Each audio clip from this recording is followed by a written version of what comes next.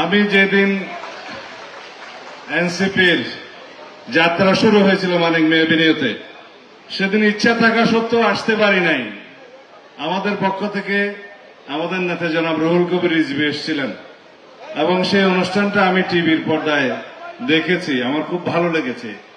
গণতন্ত্রের মাঠে এনসিপির যাত্রা রাজনৈতিক দল হিসাবে যেদিন শুরু হয়েছিল, সেদিন থেকে আমি আশাবাদী হয়েছি এদেশের রাজনীতিতে আমাদের তরুণদের অংশগ্রহণ আমাদেরকে আরো বেশি মর্যাদাবান করবে, উৎসাহিত করবে, এদেশের রাজনীতিকে অনেক বেশি বেগবান করবে এবং তারুণ্যের চাহিদাকে ধারণ করে এই দেশকে এগিয়ে নিয়ে যাবে।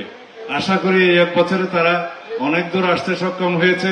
যেভাবে হোক রাজনীতিতে নির্বাচনী সমঝোতার মধ্য দিয়ে, নির্বাচনী জোটের মধ্য দিয়ে তারা বাংলাদেশের জাতীয় সংসদে 6টি আসন পেয়েছে।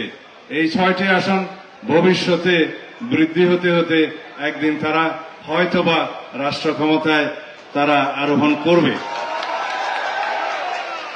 সময় লাগবে, কিন্তু সবকিছু ওভারনাইট হয় না এবং আমি আশা করি রাজনীতির এই কণ্ঠকাকীর্ণ মাঠে যাতে সবাই উত্থান পতনকে আমরা মেনে নেই।